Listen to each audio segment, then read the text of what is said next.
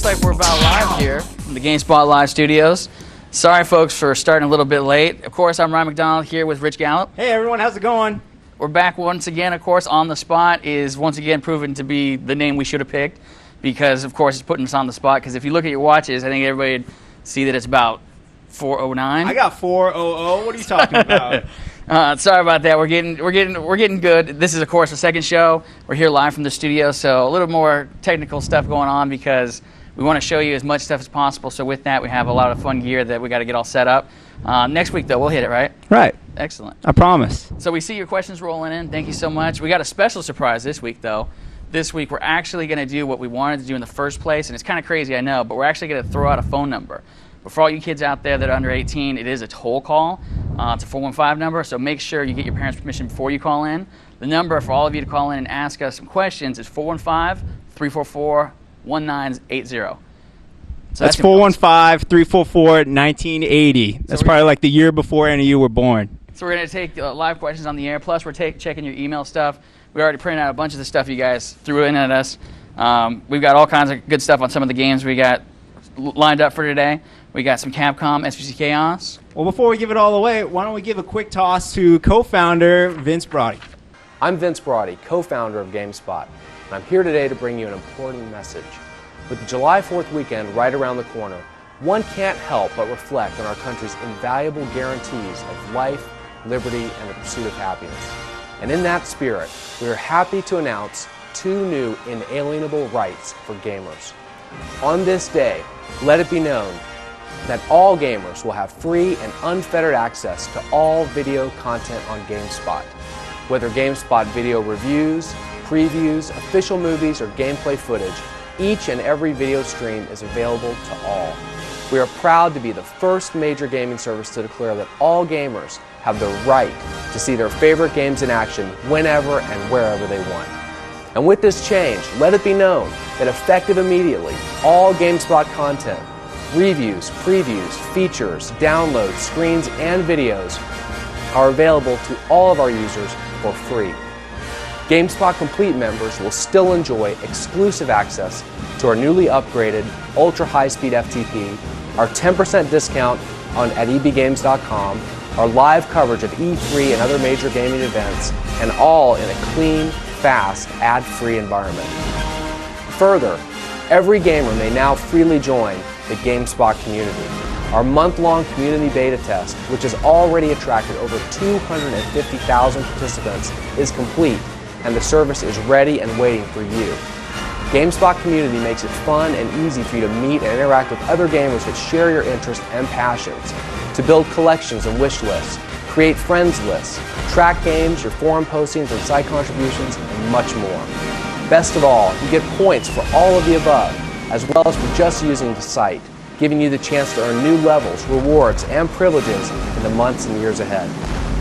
With that, and in the spirit of personal freedom and independence for gamers everywhere, have a great 4th and let the on-the-spot fireworks begin. Announcement right there, Ryan. Everything now free on the site? Yeah, I think you probably saw for a little while that the now free stream, is like, I think that kind of gave it away for a while. The stream for free was kind of like the sneak hint for the obvious, Yeah, totally. Everyone, if you can pick up on it, stream for free kind of means everything's free now, which is great because that means that many more people can now watch all the great stuff we make here at GameSpot. Absolutely. Speaking of which, we got tons of great stuff lined up for the show. Like what? We got Ricardo Torres coming by talking some games. He's cool. What games he's talking about? He's going to be showing a live demo of Cameo. We just got the latest build in, so we're going to show that off. I know a lot of people are interested in that. Then we got some SVC Chaos, of course, some Street Fighter. Cool. Nice. Little action there. It's it's of course the SNK take on what Capcom and SNK fighting is all about. I was so nervous though that I skipped lunch. Does Ricardo have something for me in terms of food? He does actually. There's going to be 2 things that kind of tie into to this fun trip we took to Japan. We went over there and saw some cool stuff. We're going to be showing you some of that stuff in a little bit. Plus, it's going to segue perfectly into our nice little Yoshinoya demo. Yoshinoya, that's the beef bowl game. That thing's awesome. Yeah, it's pretty cool. It's like very Japanese, but super cool. So I remember last week we had a thing going on where one of the producers from Madden played 2004, Madden NFL 2004, against the viewers at home. Do we have anything like that going on today? Actually, yeah, a little bit later, since there were so many questions. I mean, there was tons of questions for Madden 2005. So what we're going to do is we're basically going to make it so that all all the questions, we basically compiled them and picked like the top 5. And we called our good friend Jeremy Strouser over there at EA and asked him once again if he could answer some of your questions for Madden, and that's what we did. So we'll have that. Cool. And also for live gaming, I think we have a couple of GameSpot editors in the house. Bethany and Ryan are sitting over yonder playing some World of Warcraft. So if you want to play World of Warcraft with Ryan and Bethany, the information you're looking for is currently in our new community feature. Go to the PC forum, the PC board. Right there, there's a sticky thread right at the top that tells you where everyone's hanging out. So meet up with Ryan and Bethany, roam around, and your character, if you're a beta tester for World of Warcraft, will be live streaming. Speaking of live, the other thing we wanted to do is with our fun little phone number stuff, we're going to be getting some calls in. One of the focus things we want to try, I think it was Andrew Park who had the suggestion, it was Stump the Editors. We're always asking you guys at home to kind of figure out what game is what, and how many stars were there at Super Mario 64, all those kind of trivia questions. So this time what we're going to do is we're going to let you kind of turn it around on us and see if you can stump us. Specifically, our good man Greg Casavin is standing by, and he's going to be taking some questions specifically on fighting games, since he is like the world's foremost fighting game expert. So if you got some fighting game questions about any of the SNK games, Street Fighter, anything, go ahead and send them in and see if you can go ahead and stump Greg. Also, he'll be taking questions very similar to our Ask GameSpot forum, where if you just want to know how the site works in general, don't be scared. If you don't have a fighting trivia question, just send us a question. If it's a good one, we'll get it on the air for you. Ultimately, this show is all about you guys. We wanted to do something special. We wanted to kind of connect with you a little bit more, with the pages and the video and everything. That's all good. But here live, you can call us again, 415-344-1980. Plus, there's always the email field. It's like I got my little hip top right here, and the emails are coming in right here, so we can answer some of the questions we got. And then, of course, you ran around a little bit earlier, right? I sure did. Last time, as I'm about to explain to you, when we were at EA Tiburon, we gave you a nice 20-minute tour showing you every single last bit of EA Tiburon Studios, and it was amazing. But we got some feedback. Some people said it was a little long. Some people, a little long-winded. We went a little too far with it. So what we're going to do now is we're going to give you a tour of the GameSpot office, but bit by bit. Each week, we're going to show you different parts of the GameSpot office. So let's run the tape. We are standing outside of beautiful 235 2nd Street here in San Francisco, California. This is the CNET building. GameSpot is part of the CNET family, in case you didn't know. And in this very building, we got all kinds of web pages being made full of amazing content. Now, last week down in Orlando at EA Tiburon, we took you on a long, very nice tour of the studio. But we were told, could you tighten it up a little bit? There's a lot of cool stuff. But can you give it to us in a tighter package? So we're going to do that here when we tour our very own GameSpot offices. So today, I'm only going to show you a couple little bits. For starters, we have the patio. Pretty nice, huh? You can come out here, eat lunch. There's some bamboo over there you might recognize from Let's GameSpot. We called it the jungle of Old Bridge, I think, and the street was the highway where the trivia robot was running away. Actually, they shoot a lot of commercials here. You might have seen one for some package delivery. But right now, we're going to hop right up to the 3rd floor. It's up right around there. We're going to show you a little bit of the GameSpot office. This week's tour, we're going to show you the GameSpot arcade / living room / lounge. I'm not sure what we call it, but we got a lot of cool stuff in here. For starters, along this wall, you'll see quite a few games. This is pretty much every game that's come out for the consoles that are out there now. PlayStation 2, Xbox, GameCube at the end, little big rigs up there just for Alex so we can remind him of all the fun he had reviewing that game. Down this way, you'll see we got a whole bunch of Game Boy games, PC games, a little sweet setup over there. And that TV, yeah, it's not so bad. We come in here occasionally, play games. But the new draw to the GameSpot arcade is, of course, our wonderful arcade machines. This is a Showtime machine right here, but it also doubles as NFL Blitz. You might remember that a couple guys here, Jeff and Ryan and Vince, are all very, very good at NFL Blitz, and I can't wait to play them. We're going to do that tonight after the show. Sorry you don't get to see that. X-Men right here, 4-player. Neo Geo with 4 different games and with everyone, the guys here, they collect a couple games, so we got a bunch of boards we can switch out of there. Like, we got some King of Fighters in there now, Samurai Showdown, Metal Slug. Good stuff. One of my favorites, Ninja Turtles, and everyone knows, of course, who's the coolest guy? Raphael, cool but rude. Oh, wait, and what do we have going on down here? I think that was perfect timing. Did someone just get fatality'd, Brad? Jeff, maybe you could tell us what happened. I beat him. He beat me in the first round, though, which is better than he's been doing. So this is our Mortal Kombat 3 Ultimate machine, right? Not just Mortal Kombat 3. We got Jeff and Brad. A lot of the guys here like playing this game. Striker versus Scorpion. Good stuff. There's a little fridge down here. I don't drink it, but everyone else here seems to. It's good stuff. Anyways, so this is the GameSpot living room. That's the tour of all we're going to show you for the GameSpot offices this week. Let us know what you want. Make some noise on the board. Send us some emails. What do you want to see at the GameSpot office? And we'll show you. All right, back to Ryan. All right, and we're back. So there was Rich's little look at our awesome offices. Of course, we got some fun stuff around here. Speaking of which, fun stuff, Ricardo Torres. How you doing, man? I'm good. Good? Yeah. Excellent. You're here today to talk to us a little bit about some SVC Chaos, right? I am. And I think we got some footage of SVC Chaos. We're going to be taking a look at it as we're talking about. This is a build that literally came in like, was it yesterday or the day before? Yesterday. And that's the power of live internet action, folks. We can bring you this stuff right away. So you're checking it out right now. SVC Chaos, of course, is SNK's take on the Capcom fighting game. You want to tell us a little bit about it? Yeah, it's pretty much like the SNK version of the Capcom versus SNK games we've seen. The kind of cool thing is it was made on the SNK hardware. Right on. So it has like that look. The really neat thing about this one is that, well, for some people anyway, it's Xbox exclusive. I know it's come out on the PS2 and the Xbox in Japan, but here in the States it's going to be Xbox exclusive, and it's going to support Xbox Live, so you're going to be able to, you know, fight your friends. And somebody shot me an email earlier when they saw we were going to be talking about this and asked about some of the functionality. And unfortunately right now it's looking like it's only going to support like the standard TV resolution that, you know, we all know, so nothing like really cool like 480p or 720. Yeah, I think one of the questions we got from Joshua Baldwin, New York, he wanted, will Xbox support HDT and 60x9, or will it, like the recent ports of 2D fighting games, only support 480i or 4x3? Yeah, so pretty much it looks like it's just going to be TV. Yeah. And he also asked about the modes, and it's probably just going to have like the standard fighting modes that, you know, we sort of come to expect from 2D fighters, which is cool.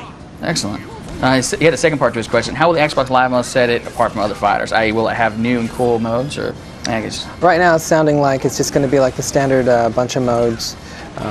Pretty sure that they're going to try for leaderboards and stuff like that. But, you know, being that it's a fighting game and SNK being who they are, they're probably going to try and do some cool stuff. But they haven't quite taken their wraps off that yet.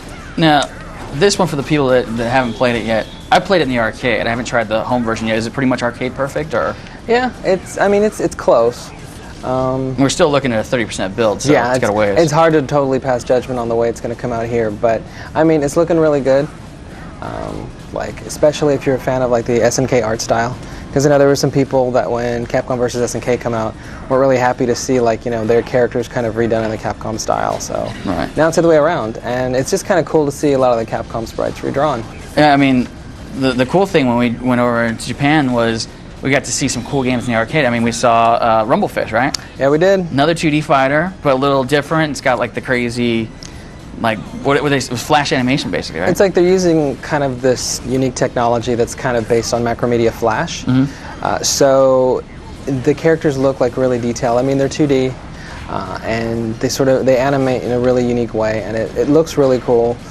Like, we weren't like huge fans of it, right? Right, no, yeah. Control was a little not quite what we were hoping for, but I mean, it's a neat idea, and it's certainly something that it's always nice to see people trying to do some more stuff with 2D. Right on. Because it would really stink if it died. Man. So when can the folks expect to see more coverage on SVC Chaos? Well, later this week for starters. Right on. Excellent. Well, thank you so much. We're going to come back to you in a moment and talk a little bit about some Yoshinoya. And actually, we got a couple questions about Yoshinoya already. But before we do that, we're actually going to take a look at the now foretold about trip to Japan that me and Ricardo took. We cut together a little video that I'm actually going to be talking over and telling you a little bit about. There's a little music underneath it, so we're going to go ahead and roll that right now, so check it out.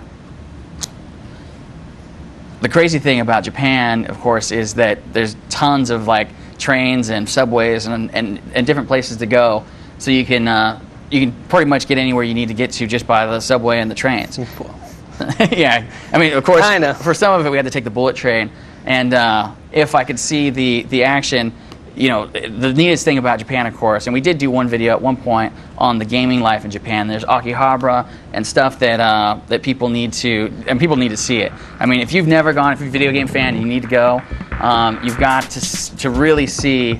You got to really see Akihabara. You really got to see what it's all about, because while arcade games might be dead in America and arcades in general, In Japan, it's still alive and well. You go there, there's all kinds of crazy stuff they got going on. Like we said, Robofish was just released, so they got new stuff all the time. Where, of course, you can't really find an arcade game to save your life unless you go to a pizza parlor or something. Now here, Don't forget to tell them the best part.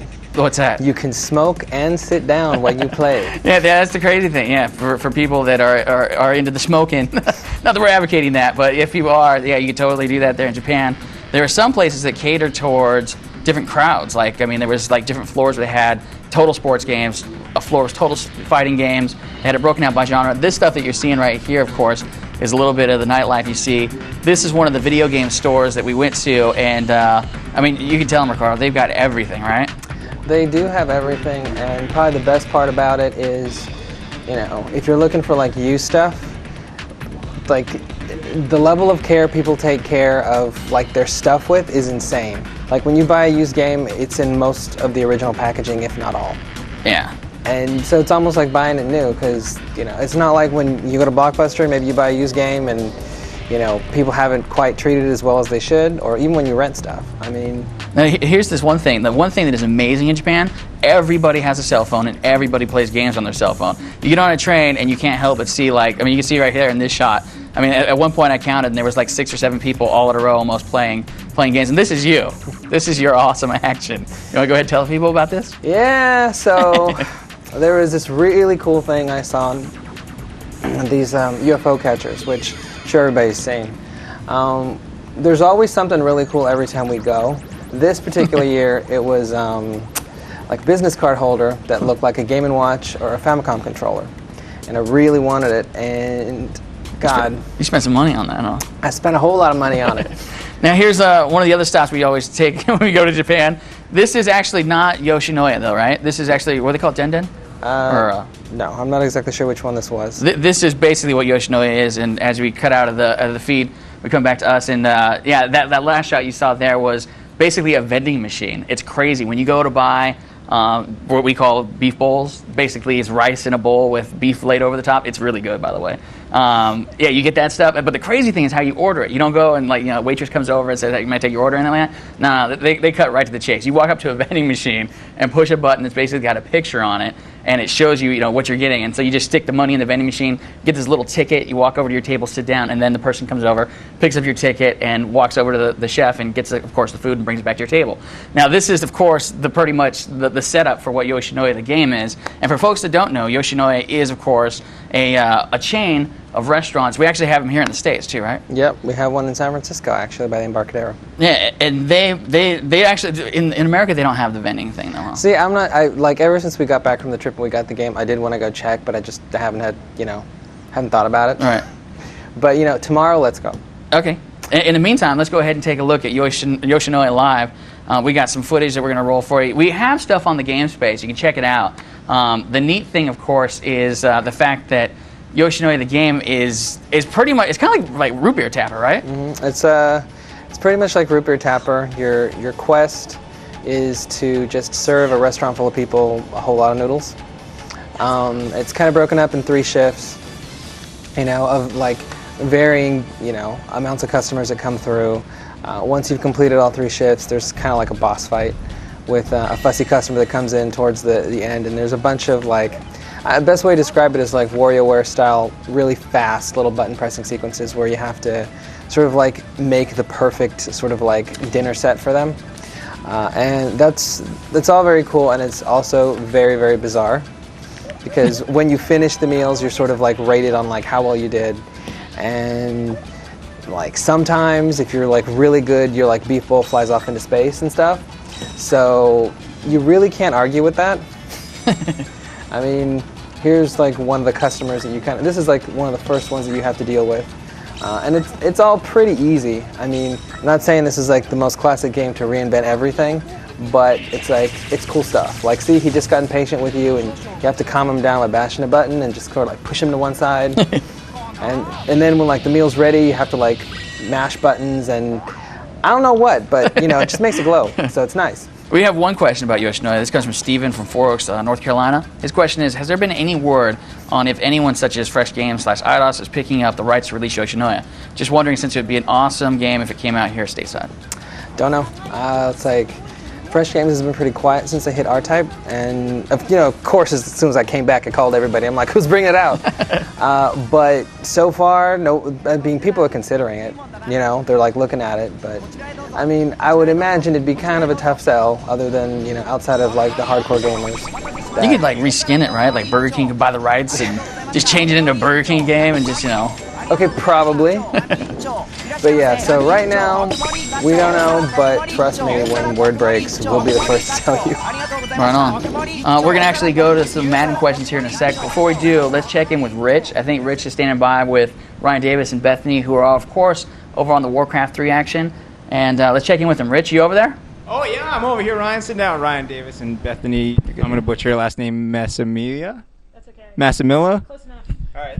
Cool. So right now, where are you guys, Ryan? We're in Moonbrook right now. We're down in the Dead Mines. We're just killing as many Defias as we possibly can.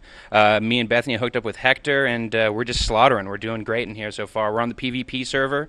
My character's name is Bogota. Bethany's playing as Wooble. So if you want to message us, and if you're in the game, come and give us a shout. This is where we'll be. That's Bogota, Bogota, and Wooble, Wooble, right? Yeah, very good. Thank you. All right, that's all I got going on over here. World of Warcraft looking pretty sweet. It's a pretty nice game. Ryan, how you doing over there? I'm doing pretty good. I'm reading through some of the questions that we're getting in. This is a good one for Greg over here. Maybe he can talk a little bit about this, but we'll get that to it in a sec. Before we do that and get to the Stump the Editor action, let's go ahead and check out that Madden footage. I think we got it all set up. So this is, of course, a recap, a revisit of some of the questions you guys had last week for the live Madden Tiburon action that we had from Florida. So we got Jeremy Strouser on the phone again, and he's answering some more of your questions. Check us out, and we'll be right back. Many of the people, they wanted to know exactly, like we touched on a little bit during the webcast, but we didn't really go into details. Can you give us a little bit on how the defensive AI has been improved in Madden 2005? Yeah, absolutely. I think, the focus on defense this year in Madden NFL 2005 was an overall theme for us to follow. So we put in the hit stick, we put in the defensive playmaker, we put in all these defensive things pre-play that you could do, but we also tuned the AI really all year long. So you're going to see all new coverage, you're going to see all new angles taken by people to pursue and to tackle, and you're going to see tons of new animations that take advantage of all the new AI on the defensive side of the ball. So if a guy actually overruns a tackle, we actually have a thing we call a reach back tackle. So if he kind of over pursued, he can actually reach back and still attempt to tackle and things like that. But really, it's the AI logic in how they pursue and tackle, how they cover the ball, how they play the man versus the ball, and also in the case of like scrambling quarterback like Mike Vick, we put in some new AI for kind of containment as opposed to just rushing up the field and trying to get the sack. Kind of the adjustments that you're seeing in the NFL are some of the adjustments that we had to make on the defensive side of the ball. That's awesome. So just basically everybody on the field is just way better at being heads up when the ball's coming toward their direction. I think so. I think the game is getting smarter each year, and obviously with the focus on defense this year, it was obvious to work on that kind of stuff. Right on. Excellent. Let's go ahead and move on to our next question. Our next question comes from Harold DeMillo from San Bernardino, California. Because of the rules that changed in the NFL this year, no team celebration, 2 correct challenges should be given a third. Will those be implemented in the game this year? Absolutely. We work with the NFL very closely on following all the rules. The challenge thing was put in really the day it was announced. One of the other big changes this year that you don't think much of it, but when a punt or a kickoff hits the end zone now, it's now a downed ball. Where in the past it was in the case of a kickoff it was a live ball, or in the case of a punt it still had to be downed by the kicking team. It's a rule that college uses, and the NFL kind of picked that up this year. So we put that in. That actually kind of changes the game a little bit. So you can't go back and get the ball in the end zone, things like that. So we follow all those rules, and we try to get them into every version of Madden. Excellent. Our next question comes from Mitchell Lubin from San Diego. He wants to know, will there be preseason training, and how does that work? Did you guys change that at all? I know there's You guys had Well, we have, so I read that question and I couldn't understand exactly what he's asking, but I think he's asking about the preseason training camp that we have in the game, and I think that's something we added in Madden 2004. And you guys kind of like integrated it to the whole franchise thing, right? Right, exactly. What you can do is you can take 8 of your players through the various minicamp drills that we have in, and boost their player ratings that way in the preseason. And I think that's kind of a fun way to kind of give your players a little bit of a boost and that kind of thing. One of the other things we added this year in franchise mode was the ability to practice with your franchise team. So you can go right from the main menu of franchise mode. So if you're in year 27 of your franchise or something like that, you can play with that team that you actually have there. In the past, it was kind of a convoluted way to actually get them on the practice field. Right on. Excellent. So one of the last questions I'll leave you with that was one of the most popular, of course, is how do fans of EA Sports games submit their comments to EA and its various studios, such as Tiburon? Mm-hmm. Specifically, are there message boards, email addresses, etc. that users can send feedback to? There are, and we read the message boards at easports.com. That's always a great place to start if you want to do kind of forum interaction type stuff. And there's lots of individual fan sites out there and the forums there at GameSpot and things like that. But it's we have a direct email link to the Madden team anyway that they can email. It's Madden Mail, that's all one word, at EA.com. And believe it or not, we actually read every message that comes in, including all the spam message and stuff like that we have no idea how we get, but we read them and we get them, and we sort through them and we look at everything. We try to get everything into the game, and we love reading that stuff. That's awesome. I guess that's the way you make it better, right? Listen to the people that play it the most. I think so. I think that's one of the things that makes Madden as popular as it does is I think we're really in touch with the people that are playing the game and the people who talk about the game and have fun playing the game. And I think if you look around the various fan sites, you're going to see that all of the administrators talk to us and we do interviews with them and things like that, and they have fun with us. So it's not just our game. We're not making a game for us. We're making a game for everybody out there who plays it and loves to play it. Right on. Well, thank you so much for your time again, Jeremy. Sure, no problem. Appreciate the follow-up, as I'm sure everybody that got those questions answered. All right, great. Until next time, good luck, and we'll see you soon. Thanks. Bye-bye. Bye. All right, we're back here with Ryan and Bethany. Looks like you guys almost had a fourth member. What happened to Valley Girl, Ryan? Valley Girl, she was on her way to joining us in the mines, but apparently she was only level 13, and this is an elite quest area, so she wasn't quite able to make it in here without getting off, but we'll catch up with her in a minute. We'll be able to get her back and get her into the fold. But right now, it's me and Bethany and Hector, and we are just killing these Defias diggers. Like for sure, could I say, for Valley Girl, rest in peace? Yes. For her sake, for her name's sake, you can say that this once. I just did. I'm going to say it again, like for sure. That's great. So coming up next, have you ever been cruising through the GameSpot community and you've seen something and you're just like, did that person really just write that? Well, that happens to us too. We're human as well. And we have a little segment here for us where our good friend, the Trivia Robot, takes it upon himself to answer some of the little more, I guess we'll say, crazier posts you find in the forum. So, Trivia Robot, my man, take it away. It is I, the Let's GameSpot Trivia Robot, here taking precious time out of my schedule to address the questions and concerns of my beloved nerd community. These are actual forum posts. Salvage Runner writes to us about 2 things.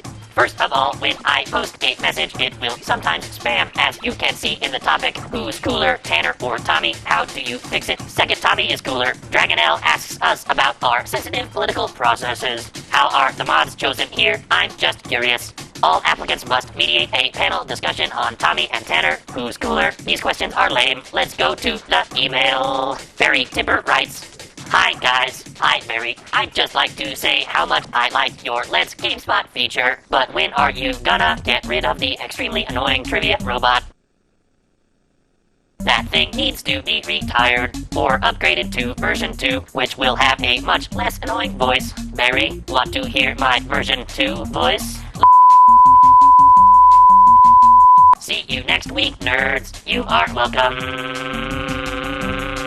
Trivia Robot, thank you so much for giving us the user rant. And here I am, of course. Joining me now is our good friend, executive editor Greg Kasavin. How you doing? Pretty good. And I think I always say that wrong when we get on there, because it's actually Kasavin, right? Kasavin, whatever. They're all fine. There's one person that definitely knows your name. This is a question that comes in. This just came in from Girl Gamer, location England, UK. Question: would Jeff or Greg ever consider dating a true hardcore gamer girl like me? If so, get in contact. I love you guys. So what is the word on, at least for you? Well, the word for me is I'm attached, so I think that's probably... Jeff, though, he's looking into getting a big place for himself. And I don't know, it's kind of a long-distance relationship, though, and Justin Calvert just moved out here from the UK, though. Maybe he could get us some good deals on one of those travel sites, cheap tickets, you know? On to a little bit more of a serious question. Greg Cassavin, do you think... This comes from Will Griswold from Delaware. Will asks, Mr. Cassman, do you think that World of Warcraft will come out this year? I think signs point to yes on that, actually. Even though Blizzard has not committed to Blizzard hasn't committed to a release date for the game, but as you can see from the beta, it's running along pretty swimmingly, and you know, I don't think Blizzard is going to sit out this holiday season without putting that game out there. I would be surprised if it didn't ship later this year. Another question came in for you from Oliver Barrich, Ontario, Canada. And speaking of which, I did see the comment that came in. It is Canada Day. We give Canada props, so Canada Day. This is Oliver Branch, Ontario, Canada. Do you feel the video game market has become saturated with sequels and copies of successful franchises, i.e. skateboarding games becoming more rampant after Tony Hawk was successful? Are we heading for a crash? Wow. Well, the are we heading for a crash question is actually addressed in my GameSpotting column coming up this Sunday. It's funny that should come in. As for whether there are too many sequels, I mean, I don't really think so. I think there's a big difference between a good sequel and a bad sequel. I think one of the things that video games can do really well is just sort of improve upon kind of popular and successful concepts. So we've got certain types of sequels that we're really, really excited about. These games like Halo 2 and Burnout 3, they look like they're going to deliver the stuff that we really, really liked about previous games, but more so, and with more options and online play and things like that. It's going to really change the experience, but bring back these concepts that we really like. On the other hand, you do get these kind of rehashes every now and then, and companies do like to play it safe. You know, if a game is successful, then just turn out another one. But it's not quite that simple. I think the good news is the game industry as a whole understands that innovation is very important to long-term success. With that said, you can't build your business around innovation because you can't just keep innovating with every single product. So you see these big companies like EA, they're trying to be very methodical about it, and they take some risks. At the same time, they're going to kind of play it pretty straight on other occasions. So I think it's a question of finding that right balance between having a good number of new franchises every year and having a good number of sequels. As for now, yeah, maybe there are a few too many sequels these days. Excellent, thank you. This one just came in from Austin Starr, San Diego, California. His question is, and this is a Stump the Editor question, so, and it is fighting game related. I think this is more of a me and Jeff fighting game, but... I don't know, man. Austin asks, how many versions of Final Moves are in Ultimate Mortal Kombat 3? How many versions of Final Moves? Yeah, so I think he's probably talking... Fatality. Do mercies count?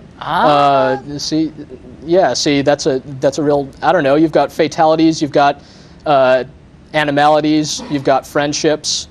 Did they have babalities in MK3? They did. Yeah. I think that's about it. Yeah, and mercies, whether or not you choose to count those. Yeah. So I've been practicing my jacks, man. So later on. Yeah, we just got that machine in, and it's been some fun after hours. That game holds up well after all these years. Here comes a question from Bob from Savannah, Georgia. His question is, which do you think will end up being better, Jak 3 or Ratchet and Clank 3? Oh man. I'm more partial to the Ratchet and Clank games. They're more about kind of blowing stuff up. Which one is going to be better? I have no idea. I always withhold judgment until I play the finished game. From what I've heard, I haven't played the multiplayer of Ratchet myself, but apparently that was really popular at E3. So Ratchet is like tried and true, and then they're going to add this cool multiplayer mode on top of it. So that game seems like it's headed in a good direction. As I'm looking through, there was actually a question in here. How many people review a game? This comes from Mike in Boston. How many people, and this kind of dovetails nicely into what you were just saying, how many people review a game, or is it one person? And if it is more than one, do you guys average a score to come up with a final rating? Thanks, GameSpot Complete member for life. That's like how many people review a game for GameSpot? Yeah, they're asking like for one single game. Right. Well, one person reviews a game for GameSpot. That's why we've got one name at the end of the review. But we do have like a pretty elaborate editorial process just to make sure that every review is watertight and basically that the score is fully justified by the text of the review. And basically I can go on and on for many hours about the philosophy of our review system. It's what I spend most of my time thinking about. And there is, in fact, a very elaborate written explanation, which you could get to by clicking on the About Our Rating System link that's underneath every single score in our reviews. Fantastic. We're going to check in with Rich real quick on the World of Warcraft action. Before we do, though, I want to give that number out one more time. We had some technical difficulties and wanted to make sure you guys got your calls in before we check out, although we're almost out of time. The number, of course, once again, is 415-344-1980. That's to give us a call here at the GameSpot offices. Once again, it is a toll call, so if you do not have your parents' permission, please get it first. Of course, for those of you over 18, give us a call. In the meantime, let's go ahead and check in with Rich and Bethany and Ryan Davis and see what's happening in World of Warcraft. All right, we're back over here with Ryan and Bethany, and now if I get this straight, you guys are running through a mine, and you're beating up people with names like Worker and Miner. Now, they're just trying to do their 9 to 5, and you're coming in and sticking them. What's up with that? Well, these guys have decided to align themselves with the Thieves Guild, and, we're protectors of the Alliance, so we have to regulate. That's just what we do. Did you attack them first, or did they attack you first? I believe it was them gaffling all of our stuff. It was them being thieves that sort of prompted us coming in here and deciding to whoop up on them, so that's what we're doing. Okay, I see Valley Girl's joined up with you again. Bethany, how's Valley Girl doing? She's doing pretty good. I'm making sure she stays shielded so she doesn't get totally wiped out, but yeah, she's holding her own. She's doing good. Like for sure, level 13. Now, what level are you guys, Ryan? I'm currently at level 20. I actually just got here last night, and it feels real good. Now it's a 20 out of. Currently, I believe the level cap is at 50, so I still have a ways to go before I top out on this. So I'm having fun with it, and I'm going to keep playing. How long did it take you to get to level 20? Would you say? Oh well, I could find out here. Let me see here. 2 days, 12 hours, 3 minutes, and 44 seconds. I'm just going to say that's a long time and very impressive, Ryan. Well, thank you. Yeah, no, that's a big time commitment for sure. Now, another thing that was a big time commitment, thank you, Ryan, was GameSpot Live's E3 DVD. It's about, I'd say, 11 hours worth of content. My favorite bit is our hour-long documentary called Stupid Pants Operation, GameSpot at E3. There's a whole lot of other crazy stuff, but you might be wondering, when is it coming out? Now, a little guy named Ryan McDonald probably knows what's going on with the DVD. Ryan, are you ready over there? I'm kind of ready. In all honesty, since we get out that number again and got our technical difficulties in check, we actually got a bunch of calls and a bunch more questions. I think we're going to actually get a call queued up here, and I think we're ready. If we can get that, I think we might need a little time. In the meantime, while they get that set up, I'm going to actually ask you over there, Rich, Bethany, and Ryan Davis. I'm sorry, Rich, Ryan Davis, and Bethany. If I could ask you guys a World of Warcraft question while they get that phone stuff set up real quick, is that cool? Yeah, go right ahead. The question comes in from Darren in Sacramento, California. First off, I love the new feature you guys came up with. He has a question about character leveling in World of Warcraft. I usually play massively multiplayer online RPGs alone, only grouping when it suits me. Anyways, if I was wondering if it is 1, possible, 2, difficult to level and play the game as a loner, and by the way, his cat is the Trivia Robot's #1 fan. So is that possible? Can he play alone? Did you guys hear that question? Yeah, about soloing. Yeah, no, soloing is completely possible. We're currently on a quest that is regarded as elite, and it's one that you definitely do need to have a group for. The game does encourage you to group, but it is entirely possible to play solo. I actually tend to play a lot of my missions solo, so you can do it. And so if that is kind of, you like lone wolf in it, then World of Warcraft, it can do that for you. Could you make an estimate, actually, if you wanted to do this elite mission right here, what level would you have to be to go by yourself? Would you say, is this like a 30-40 thing versus the 20 you guys are in the groups, or? Oh, you'd probably have to be at least mid-20s to try to solo this one, at least. And that's like another day and a half so playing by yourself. Just about, yeah. All right, cool. Darren, I hope that answers your question. Ryan, back over to you. We got all kinds of questions, but we're running out of time. I would like to get to the phone stuff. We'll catch up on some of those next week. In the meantime, the one question that I would like to answer before we go, if possible, will be the 2 fighting game question. Since this comes from Joshua from Illinois. Since 2 fighting games will be released for the Xbox this year so far, as it gives Capcom plus DOA Extreme, which one do you think will play better online?